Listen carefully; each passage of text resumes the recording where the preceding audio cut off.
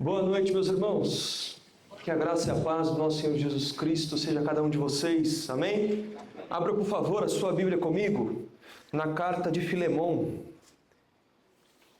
Peço licença aos irmãos, que hoje é um sermão que eu vou tomar bastante água, porque eu estou no final de uma gripe, de uma crise alérgica, tá bom? Então, já peço desculpa que vai perdurar o sermão todo, tá bom? Então, em alguns momentos, eu vou dar uma paradinha aqui. Filemão está no Novo Testamento, logo após de Tito e antes de Hebreus, indo de trás para frente, costuma ser mais fácil de encontrar.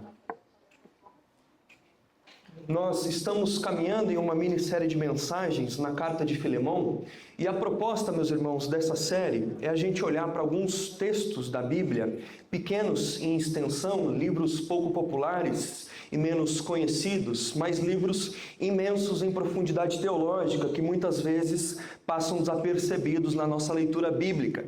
No ano passado, por exemplo, nós tivemos uma série de exposições no livro de Naum, e ali nós pudemos perceber como um texto pouco explorado pode ser extremamente rico e profundamente relevante para o nosso tempo.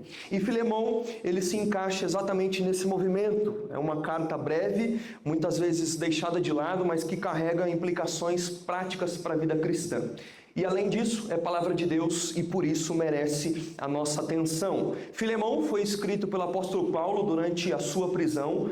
Provavelmente Paulo estava preso em Roma. Trata-se de uma carta pastoral que foi escrita para lidar com uma situação concreta, envolvendo pessoas e relações reais. E na semana passada, o pastor Jefferson ele nos conduziu pelos versos de 1 a 7, e eu gostaria de, neste início de sermão, recapitular brevemente alguns pontos importantes com os irmãos. Dos versos 1 a 7, Paulo ele começa estabelecendo o tom da sua carta. E é interessante que nós ouvimos isso e relembramos agora que Paulo não começa se apresentando como apóstolo. Ele não apela para a sua autoridade, mas ele se apresenta como prisioneiro de Cristo. No contexto do primeiro século, a sociedade ela era profundamente marcada pela escravidão. Onésimo era escravo de Filemão e em determinado momento Onésimo foge, causando prejuízo a Filemão, e de forma inesperada Onésimo encontra Paulo enquanto ele estava preso. E é nesse contexto um tanto improvável, marcado por correntes, que Onésimo é alcançado pelo Evangelho e se converte ou é convertido. Ele deixa de ser apenas um escravo fugitivo e passa a ser um novo homem em Cristo Jesus. E é a partir dessa transformação que Paulo escreve a carta de Filemão. Nós também ouvimos e refletimos na semana passada sobre a realidade de que esta carta não é dirigida apenas a Filemão, mas também a Áfia e a Arquipo, e a igreja que se reunia na sua casa. Estão aí dois nomes bons para você dar para os seus futuros filhos. E com isso, Paulo, ele deixa claro que o que está sendo tratado aqui não se limitava a uma esfera pessoal, não se limitava a uma esfera privada, mas envolvia diretamente a vida da comunidade. E isso acontece, meus irmãos, porque na fé cristã, conflitos individuais nunca permanecem isolados. Conflitos individuais, eles nunca permanecem afastados. Eles sempre provocam consequências no corpo como um todo. Ou seja, feridas não tratadas entre dois acabam sempre adoecendo uma comunidade inteira. Na igreja, o particular, sim, sempre toca o coletivo. E é por isso, meus irmãos, que como igreja nós temos essa santa urgência de relembrar e lembrar uns aos outros continuamente dessa verdade. Porque, infelizmente, nos dias de hoje, no nosso tempo, o evangelho e a espiritualidade ela tem sido reduzida a uma experiência do fórum íntimo. A gente usa um termo chique para descrever isso. Fórum íntimo, individualizada. Quando na verdade são realidades que foram feitas, foram impressas para serem vividas de forma comunitária. E uma verdade que foi dita e relembrada no sermão passado diversas vezes, resume bem essa ideia. Se o Pai é nosso, se o pão é nosso, os problemas são nossos. O Evangelho é pessoal, mas nunca é uma experiência privativa. A fé que alcança um indivíduo, inevitavelmente, vai inserir esse indivíduo num corpo, numa vida compartilhada, numa comunidade, meus irmãos, redimida. E Paulo, ele nesse começo, ele elogia Filemão por sua fé no Senhor. Ele elogia o amor que Filemão tem pelos santos. Paulo chega a dizer no verso 7 que os irmãos daquela comunidade, eles eram fortalecidos e de que os seus corações eram refrescados por meio da hospitalidade e por meio do cuidado de Filemão. Paulo, nesse início, ele coloca evidências, meus irmãos, muito claras, de que Filemão é sim crente. Filemão vive o Evangelho. E é exatamente por ser crente, por professar o Pai Nosso, que Filemão é chamado a dar um passo ainda mais profundo em direção à obediência. E é a partir daí, desse ponto, que nós chegamos aos versos 8 a 16, onde a carta ela encontra o seu momento mais decisivo. Porque aqui, Paulo ele vai fazer um pedido que confronta diretamente as categorias sociais daquele tempo. Ele pede que Filemão receba Onésimo não mais como escravo, mas como irmão amado no Senhor. E é aqui, meus irmãos, que entra o tema da nossa reflexão e do nosso sermão de hoje. A reconciliação que assume custos. Porque essa reconciliação não é uma reconciliação simples, superficial, banal, barata. Porque é uma reconciliação que exige que Filemão, justamente aquele que havia sido prejudicado, aquele que havia sofrido dano, abrisse mão dos seus direitos legais e renunciasse a uma lógica social amplamente aceita no seu tempo. Sim, irmãos, trata-se de uma situação difícil. Situação essa que exige que o discurso de Filemão desça daqui e vai para as mãos, vai para a prática. Paulo não faz um apelo abstrato. Paulo não faz um apelo genérico. Ele chama Filemão, meus irmãos, a uma decisão real. Não se trata apenas de ajustar algumas palavras. Não se trata de suavizar o conflito. Nós brasileiros temos o termo passar um pano. Mas trata, meus irmãos, de redefinir profundamente a forma como essa relação vai ser vivida daqui adiante. Sabe por quê? Porque seguir a Jesus implica em aprender a olhar o outro não a partir do seu passado. Implica olhar o outro não a partir da posição que ele ocupa no presente, mas sim a partir da nova identidade que todos nós temos na pessoa de Jesus Cristo. E é exatamente isso que Paulo nos mostra, meus irmãos, no texto que nós vamos ler. Acompanha comigo a leitura de Filemão, versos 8 a 16. Eu já pedi desculpa, então vou tomar aqui a minha aguinha. Caneca chique, né? Palavra do Senhor. Por isso, mesmo tendo em Cristo Jesus plena liberdade para ordenar que você cumpra o seu dever, prefiro fazer um apelo com base no amor. Eu, Paulo, já velho e agora também prisioneiro de Cristo Jesus, suplico em favor do meu filho Onésimo, que gerei enquanto estava preso. Antes ele era inútil para você, mas agora ele é útil, tanto para você quanto para mim. Eu o envio de volta a você como se fosse o meu próprio coração. Gostaria de mantê-lo comigo para que me servisse no seu lugar enquanto estou preso por conta do Evangelho. Verso 14. No entanto, não quis fazer nada sem a sua permissão, para que o favor que você fizer não seja forçado, mas espontâneo. Talvez ele tenha sido separado de você por algum tempo, para que você o tivesse de volta para sempre, não mais como escravo, mas muito além de escravo, como irmão amado. Ele é para mim um irmão muito amado, mas para você ainda mais, tanto quanto homem, quanto como irmão no Senhor. Palavra do Senhor, alimento para nossa alma. Gostaria de orar com você mais uma vez.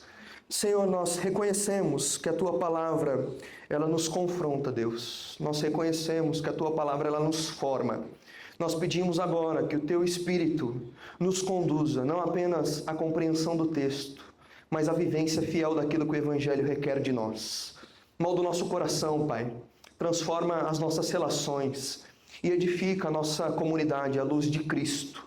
Fala conosco, nos corrija, nos guie nesse tempo para a nossa edificação e para a Tua glória. Em nome de Cristo que oramos. Amém. Amém. Irmãos, uma das histórias mais conhecidas da literatura e do cinema chama-se Os Miseráveis. É uma obra baseada no romance de Victor Hugo. E essa narrativa, ela acompanha um personagem chamado Jean Valjean, um homem profundamente marcado pelo seu passado. Após anos de prisão, ele é acolhido por um bispo que lhe oferece abrigo e alimento. E durante uma noite, Valjean, ele rouba a casa daquele bispo e foge. E poucos tempos depois, ele é capturado pela polícia e é assim levado de volta. Tudo indicava que aquele homem retornaria à prisão. Mas, diante dos policiais, o bispo faz algo totalmente inesperado. Ele afirma que aqueles objetos que haviam sido roubados eram, na verdade, um presente. E ainda entrega mais do que havia sido levado. Ou seja, o bispo, ele abre mão dos seus direitos legítimos para oferecer a Valjean uma nova chance, uma nova história e, assim por dizer, uma nova identidade. Parece que é exatamente esse tipo de cena que se desenrola em Filemão nos versos que nós lemos. Porque Paulo faz algo muito semelhante. Ele não nega o erro de Onésimo, não finge que nada aconteceu, mas chama Filemão a assumir o custo do evangelho, recebendo aquele homem não mais segundo os seus critérios antigos, mas como irmão amado em Cristo. E meus irmãos, hoje ao olharmos para esse texto, nós faremos 3 movimentos que vão nos ajudar a compreender e a entender a beleza e o peso da reconciliação cristã. Veja comigo na projeção, a reconciliação cristã, dos versos 8 a 9, custa abrir mão do poder. Em segundo lugar, custa abandonar antigos rótulos. E em terceiro, custa redefinir relações estabelecidas. Ou seja, reconciliação sempre custa alguma coisa. Quando não custa nada, geralmente não é reconciliação, é conveniência. Ponto 1, custa abrir mão do poder. Aqui Paulo, ele começa dizendo algo muito forte no verso 8. Ele afirma que ele, Paulo, em Cristo, tem a plena liberdade para ordenar que Filemão cumpra o que é devido. E a pergunta inevitável que nós precisamos fazer ao texto é: que dever é esse que Paulo poderia ordenar? O texto deixa claro para a gente que se trata de algo muito concreto. Receber Onésimo de volta. E de tratar Onésimo não mais como escravo, mas como irmão em Cristo. Isso era o correto, isso era o justo, isso era plenamente coerente com a fé cristã. Paulo aqui não está relativizando a ética do Evangelho. Ele sabe exatamente o que deveria acontecer e sabe que, como apóstolo, ele sim tem autoridade para exigir esse tipo de atitude. E é significativo, irmãos, observarmos o verbo grego que Paulo utiliza para aquilo que a NVI traduz como ordenar, epitasso. Trata-se de um termo usado para comandos diretos. Trata-se de um termo usado para ordens que não admitem negociação. Vai fazer, pronto, acabou. Paulo não está exagerando, Paulo não está blefando, ele realmente tem autoridade para impor. Mas é justamente aí, meus irmãos, que o texto nos surpreende. No verso 9, Paulo diz: contudo, eu prefiro fazer esse apelo com base no amor. Paulo conscientemente, ele abre mão do caminho da imposição.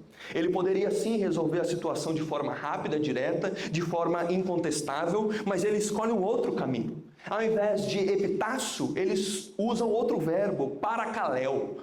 Verbo esse que traduz a ideia de chamar para perto, de convidar, de exortar com proximidade, ou seja, de caminhar junto. Não é um apelo frio, distante, autoritário. É um convite, meus irmãos, que envolve relação.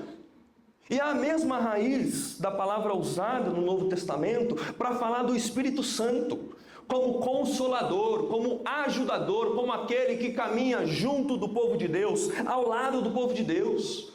Paulo não está apenas mudando o tom do pedido dele, ele está redefinindo a base da obediência. Ele não quer, irmãos, uma resposta arrancada pela autoridade, mas uma resposta que é nascida pelo amor que nós temos por Cristo e pelo Evangelho. E para reforçar isso, Paulo acrescenta algo pessoal e profundamente intencional. Ainda no verso 9, ele se apresenta como Paulo, já velho, e agora também como prisioneiro de Cristo. Ou seja, irmãos, ele não se coloca como superior, não se coloca como chefe, mas não se coloca como alguém acima da situação. Ele se apresenta como alguém frágil, como alguém limitado, como alguém algemado, alguém que vive no próprio corpo o custo de seguir a Cristo. Paulo se coloca no lugar da vulnerabilidade e não do controle. Por quê, meus irmãos? Porque Paulo sabe que a obediência produzida por constrangimento, a obediência produzida por obrigatoriedade, pode sim resolver um problema externo, mas não transforma o coração. E se Filemão receber Onésimo apenas porque foi mandado e obrigado, a reconciliação vai ser superficial. Mas se ele fizer isso por amor, aí, meus irmãos, o Evangelho terá vencido de verdade. E é por isso, irmãos, que a reconciliação custa abrir mão do poder. Porque custa o direito de mandar. Custa o desejo nosso de controle, custa a necessidade de vencer a discussão, mas, irmãos, é exatamente esse caminho que reflete o caminho de Cristo, aquele que tem toda a autoridade, aquele que é revestido de toda a prerrogativa, de toda a competência, escolhe não se impor, mas se entregar. A minha vida ninguém toma de mim, eu a dou. Paulo nos conduz a um ensinamento essencial, irmãos. Acompanhem comigo no slide. Onde nós insistimos em manter direitos e vantagens, a reconciliação não passa da superfície. No Evangelho, a autoridade ela não se impõe, ela se expressa quando se submete ao amor. E a reconciliação só é possível quando a autoridade ela abre mão de se afirmar para assim, meus irmãos, começar a servir. E depois de mostrar que a reconciliação começa com a renúncia do poder, Paulo ele nos leva a um passo ainda mais profundo. Perceba comigo o desenvolvimento da argumentação dele. Quando nós abrimos mão do poder, o Evangelho começa não apenas a mexer com a forma como nós agimos, mas sobretudo com a forma como nós enxergamos o outro. E é exatamente aqui que Paulo nos leva ao segundo ponto. A reconciliação também custa abandonar antigos rótulos. No verso 10 ele diz: apela em favor de Onésimo, meu filho que gerei enquanto estava preso. Meus irmãos, reparem como Paulo escolhe apresentar esse homem. Ele não começa pelo erro, ele não começa pela função social de Onésimo, muito menos pelo conflito. Ele não diz pra gente, o escravo que fugiu. Ele não diz, o problema que precisa ser resolvido. Paulo vai dizer, meu filho. Antes de qualquer categoria social, Paulo fala de vínculo. Paulo fala de identidade, de uma vida que é gerada pelo Evangelho. Porque Onésimo é fruto do Evangelho. A história dele é o resultado da graça de Deus atuando em situações mais improváveis possíveis. Lembre-se, foi no contexto da prisão que ele encontrou Paulo e ali foi alcançado pelo Evangelho. E então, no verso 11, Paulo aprofunda ainda mais o seu argumento. Antes, ele foi inútil, mas agora é útil, tanto para você quanto para mim. Ah, meus irmãos, esse versículo ele carrega um detalhe profundamente significativo. O nome Onésimo significa justamente útil, significa proveitoso. Mas o drama da história é que a história dele parece negar o seu próprio nome. Num primeiro olhar, o que se vê é fuga. O que se vê é prejuízo, quebra de confiança. Tudo apontava para o oposto da utilidade. Aos olhos dos homens, Onésimo era um fracasso, um problema, alguém que facilmente seria descartado. Mas Paulo afirma que algo decisivo aconteceu. Ele não diz apenas que Onésimo mudou o seu comportamento. Ele afirma que a utilidade de Onésimo foi restaurada. E por quê, meus irmãos? Porque o Evangelho não apenas lidou com o passado de Onésimo, o Evangelho redefiniu a história daquele homem. Onésimo continuava sendo Onésimo, mas já não era o mesmo homem. A identidade dele agora não é determinada pelo erro que ele cometeu, mas pela obra que Cristo realizou nele. E é aqui, meus irmãos, é aqui que esse texto nos confronta. Nos confronta porque rótulos são confortáveis. Eles nos ajudam a manter o outro no lugar onde nós somos os favorecidos. Porque quem erra vira o quê? Aquele que sempre erra. Quem caiu vira aquele que nunca dá certo. E assim nós seguimos tratando as pessoas a partir daquilo que elas foram, mesmo quando Deus já está fazendo algo.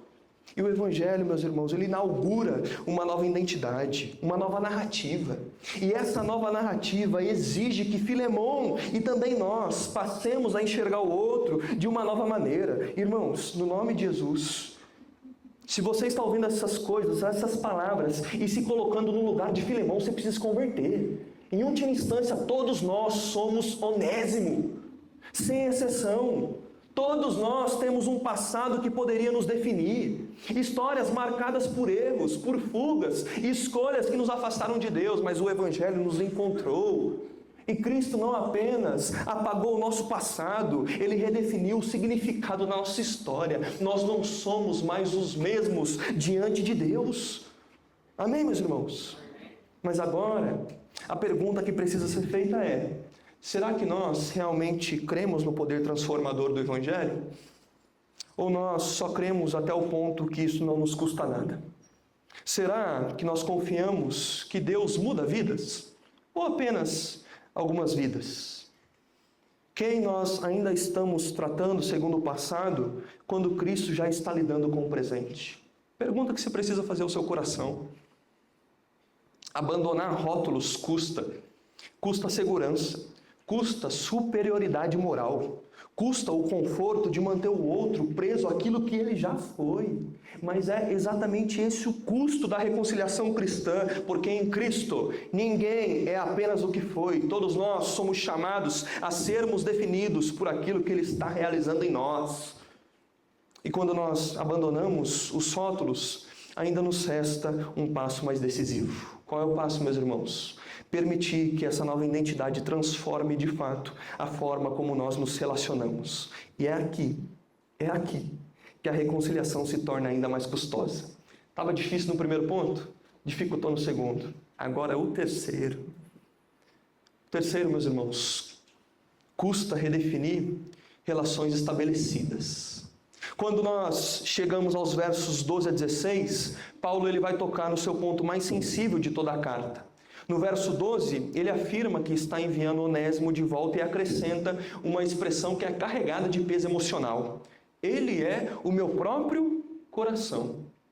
Ou seja, Paulo ele está enviando alguém que se tornou profundamente querido, alguém que o serviu, alguém que ele gostaria de manter consigo. O verso 13 nos deixa isso muito claro. Ele desejava que Onésimo permanecesse ao seu lado, auxiliando durante a prisão, mas mesmo assim, no verso 14, Paulo se recusa a agir sem o consentimento de Filemão. E ele afirma que não quer fazer nada por obrigação ou por constrangimento, mas como uma decisão livre. Decisão essa livre que é nascida do amor. E aqui, irmãos, Paulo nos ensina outra coisa fundamental. E se você puder ler comigo, leia na projeção. 1, 2, 3. O Evangelho não volta a aqueles que me deve ser feito, mas também não aquele como que se deve ser feito. A reconciliação, irmãos, que nasce do Evangelho, não é arrancada pela força, não é produzida pela pressão. Antes de tudo, ela é fruto de um coração que é convencido pela graça. Paulo então envia Onésimo de volta. E isso é decisivo, porque reconciliação verdadeira não acontece apenas no discurso, não acontece apenas no plano interior. Ela precisa ser vivida no lugar concreto onde a relação foi quebrada. Onésimo retorna à mesma casa, ao mesmo ambiente, à mesma relação, mas ele não pode retornar da mesma forma. E é nesse ponto que Paulo afirma, verso 15, talvez ele tenha sido separado de você por algum tempo.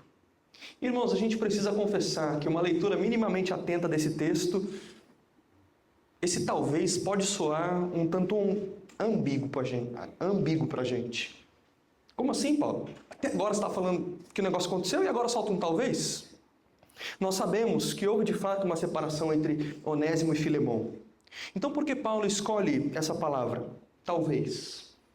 Irmãos, esse talvez, diferente daquilo que nós expressamos em português, ele não indica a dúvida dos acontecimentos, mas ele funciona como um convite pastoral. Ou seja, Paulo não impõe uma interpretação.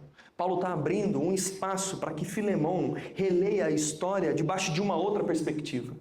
É como se ele estivesse dizendo, Filemão, difícil o que aconteceu. Ah, Filemão, rapaz, o cara deixou um dano grande aí. Mas Filemão, se essa história que até agora ficou marcada pela dor, pelo dano, pelo caos, pudesse ser vista de uma outra forma. Filemão, e se essa separação não fosse a palavra final? Irmãos, Paulo não ignora o conflito, não minimiza. E é por isso que, sem relativizar o pecado, Paulo escolhe reler essa história à luz da graça de Deus, para que a reconciliação entre Filemão e Onésimo tenha a última palavra em Cristo Jesus, não em motivações humanas. Paulo está mais interessado, meus irmãos, em curar relações do que vencer argumentos. Aquilo que parecia apenas dor, quando é atravessado pela graça, se revela como um caminho pelo qual Deus conduz relações para que não terminem mais em caos, em desastre, em desordem. Ainda no verso 15, parte B, para que você recebesse de volta para sempre. Irmãos, aqui está o choque do Evangelho. A separação foi temporária, mas a nova relação ela é permanente. E é uma relação que não pode ser mais definida por categorias sociais, por categorias utilitaristas. É uma relação que deve ser vivida na carne e no Senhor. Uma relação que é concreta, que é cotidiana. E para deixar institucional, é uma relação visível. Mas que também, ao mesmo tempo, é uma relação espiritual, escatológica, eterna, centrada na pessoa do nosso Senhor Jesus Cristo. E aqui, irmãos, Paulo declara algo que desmonta completamente a lógica do mundo antigo. Não mais, Filemão, como escravo, mas acima de escravo, como irmão amado. Reparem, irmãos, Paulo não diz apenas irmão, mas irmão amado. A relação não pode ser fria, não pode ser distante, não pode ser funcional. Ela precisa ser marcada por um amor genuíno. E Paulo acrescenta no versículo 16, parte B: ele é para mim um irmão muito amado, mas para você ainda mais, tanto quanto homem, como quanto irmão no Senhor. Ou seja, se Onésimo se tornou precioso para Paulo, alguém que caminhou com ele, que serviu Paulo enquanto Paulo estava preso e fez parte da história de Paulo, quanto mais ele deveria ser recebido por Filemão, que agora o reencontra não apenas como alguém que tem lembrança do passado que aconteceu, mas como um irmão presente no Senhor. E é exatamente aqui que o verso 17 entra. Nós iremos falar melhor na semana que vem dele. Mas aqui o verso 17 entra não como um novo argumento, mas como uma consequência inevitável de tudo que foi dito antes. E é por isso que Paulo afirma: receba-o como você estivesse recebendo a mim. Em outras palavras, Paulo está falando: trate Onésimo com a mesma dignidade, o mesmo respeito e o mesmo amor que você teria para comigo. Meus irmãos, isso aqui é uma redefinição radical da relação. Para Filemão, isso significava muito mais do que simplesmente perdoar. Significava reordenar toda a lógica de uma nova relação. Porque o vínculo em Cristo passaria a ser o vínculo determinante. E, meus irmãos, nós precisamos confessar que aqui esse texto nos pressiona com força. Porque é possível afirmar novas identidades e ainda manter velhas distâncias. É possível dizer que o outro mudou, mas mesmo assim continuar se relacionando com ele a partir da lógica antiga. Mas Paulo não permite isso. O Evangelho, ele exige coerência entre identidade e relação. E deixe-me explicar com um exemplo que eu estou querendo dizer a você. Muitos de nós, meus irmãos, muitos de nós, já passamos por experiências negativas nas relações. Seja como quem feriu, seja como quem foi ferido. Existem dores verdadeiras, quebras de confiança, palavras malditas e atitudes que nos marcaram profundamente. Em alguns casos, e graças a Deus por isso, houve arrependimento genuíno. As pessoas mudaram. Nós mudamos. Houve confissão. Houve reconhecimento dos erros. Ou seja, o Evangelho agiu de verdade. Mas ainda assim, mesmo diante do arrependimento sincero e da aparente transformação real, muitas vezes nós escolhemos manter a distância. Não porque, irmãos, o Evangelho exige de nós cautela naquele momento. Não por prudência legítima, mas por capricho, por vaidade, por autopreservação que nós chamamos de maturidade espiritual. Nós dizemos que nós perdoamos, mas nós preservamos o direito de não nos envolver. Nós confessamos reconciliação com os lábios, mas a gente nega a comunhão na prática. E sem perceber, nós deixamos de testemunhar uma das verdades mais poderosas e sublimes do Evangelho. Deus não apenas perdoa pecadores, Ele refaz relações. O mundo, meus irmãos, ele sabe lidar com a culpa. É um mundo que acusa, que expõe. É um mundo que condena. Se você é minimamente antenado na internet, no Instagram, você viu essa semana acontecendo aqui na igreja brasileira. O mundo sabe lidar com a punição. Ele afasta, rotula. O mundo descarta, mas o mundo não sabe lidar com a reconciliação verdadeira, porque reconciliação verdadeira exige graça, exige renúncia, exige cruz. E quando a igreja escolhe em apenas punir, em apenas acusar, nós deixamos, meus irmãos, de testemunhar uma das verdades pelas quais Jesus orou ao Pai. Jesus orou para que nós fôssemos um, para que o mundo soubesse quem Ele é e cresce no envio do Filho.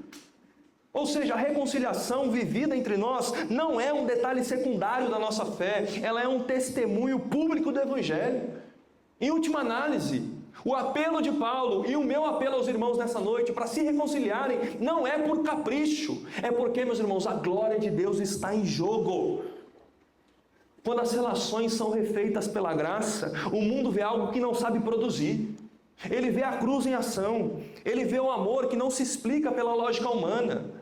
Portanto, onde há reconciliação verdadeira, ali é um sinal do reino de Deus. Onde existe uma graça que assume custos, ali é uma resposta clara, gritante, a respeito da oração de Cristo Jesus, para que o mundo saiba que você me enviou, para que o mundo creia. É por isso, irmãos, que a pergunta precisa ser feita com honestidade por nós ao nosso coração nesta noite. Nós estamos dispostos a permitir que o Evangelho mude apenas o que nós pensamos? Ou também o modo como nós nos relacionamos? Será que nós aceitamos a reconciliação apenas enquanto ela não mexe com a nossa zona de conforto? O que ainda nós preservamos porque nos favorece? Redefinir relações custa privilégios, custa conforto, custa o controle de papéis estabelecidos. Para Filemão, isso significava abrir mão de uma estrutura social para viver uma nova estrutura moldada não mais pelo aquilo que é terreno, mas por aquilo que é eterno, pelo Evangelho. Significava permitir que a relação com Onésimo fosse reorganizada não pela lógica do mundo, mas pela lógica de Cristo. Mas é exatamente isso que Paulo pede. E é assim, irmãos, que a reconciliação se completa. Não apenas quando nós abrimos mão do poder, não apenas quando nós abandonamos rótulos, mas quando nós permitimos que o Evangelho reorganize de verdade as nossas relações mais concretas. E quando nós olhamos para tudo isso, fica claro que Paulo não está pedindo nada que ele mesmo não tenha experimentado. Paulo aqui está apenas aplicando o Evangelho que ele próprio recebeu do próprio Cristo. Porque, em última análise, Jesus é o verdadeiro mediador dessa história. Assim como Paulo se coloca entre Filemão e Onésimo, Cristo se colocou entre mim, você e o Pai. Ele não ignorou o nosso passado. Ele não minimizou a nossa culpa. Ele não fingiu que nada aconteceu. Mas, diferente de nós, ele assumiu o custo inteiro da reconciliação. Cristo é aquele que abre mão do poder. Cristo abandona os rótulos que nos definiam. Cristo redefiniu completamente a nossa relação com Deus. E é por isso que Paulo pode dizer: receba-o como você estivesse recebendo a mim. Porque no fundo, essa é a lógica do Evangelho. Deus nos recebeu como se estivesse recebendo o próprio Filho. Porque o Filho assume o nosso lugar na cruz. Toda a reconciliação nasce daqui. Não da nossa maturidade emocional, espiritual. Não da nossa boa vontade, mas da obra consumada de Cristo Jesus. Será, irmãos, que nós fomos recebidos? Se nós fomos recebidos quando nós éramos inimigos, como é que a gente pode negar, e a gente tem a cara de pau disso, de negar a comunhão àqueles que agora são irmãos? Se Cristo redefiniu a nossa relação com Deus à custa do próprio sangue, como é que a gente tem a cara de pau de levantar a mão na igreja no domingo, de orar? Como nós podemos insistir em manter as relações governadas pela antiga lógica? Seguir Jesus, meus irmãos, não é apenas crer corretamente. É permitir que a cruz reorganize tudo, absolutamente tudo. O poder que nós exercemos, os rótulos que nós usamos e as relações que nós mantemos. E tudo isso só é possível porque a nossa relação com Deus, a nossa reconciliação com Deus, ela não foi parcial. Cristo, Ele não resolveu os nossos problemas à distância. Ele não nos perdoou mantendo reservas. Ele não nos acolheu com o coração fechado. Em Cristo, irmãos, Deus nos trouxe para perto. Ele nos fez família, nos fez irmãos. Ele nos deu um lugar novo na mesa. E é exatamente por isso que Paulo está pedindo: viva com Onésimo do mesmo modo que você vive com Deus. Meus irmãos, eu tenho um sonho para a nossa comunidade. Essa fala aqui de Paulo, que o Alex viva com o Gabriel da mesma forma que Deus vive com o Alex, da mesma forma que Deus vive com o Gabriel, que Deus viva com a Mari da mesma forma que vive com a Jussara, e vai se entrelaçando. Por quê? Porque nós fomos recebidos por essa graça. E é assim que a relação se completa, que a reconciliação encontra o seu ápice. Não apenas porque Paulo pediu, não apenas porque Filemão foi confrontado, mas porque Jesus fez primeiro. Baixa tua cabeça, fecha os teus olhos, vamos a Deus em oração. Senhor Jesus, nós te agradecemos, porque a nossa reconciliação contigo não foi barata. Ela custou a cruz, custou o teu corpo entregue e o teu sangue derramado. E hoje, Pai, nós confessamos que muitas vezes nós queremos ver os frutos da tua graça sem assumir os custos. Nos perdoa quando nós cremos no Evangelho com os lábios, mas resistimos em vivê-lo nas relações. Nos perdoa quando nós mantemos distâncias que a cruz já derrubou. Quando nós preservamos privilégios que o Senhor já nos chamou a abandonar. Nos ensina, Pai, nesta noite, a viver como povo reconciliado.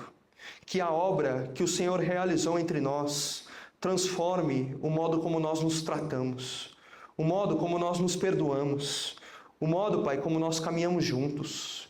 Que aprendamos a viver com os onésimos da nossa vida, do mesmo modo que o Senhor vive conosco, com graça, com paciência, com verdade e com amor, Pai.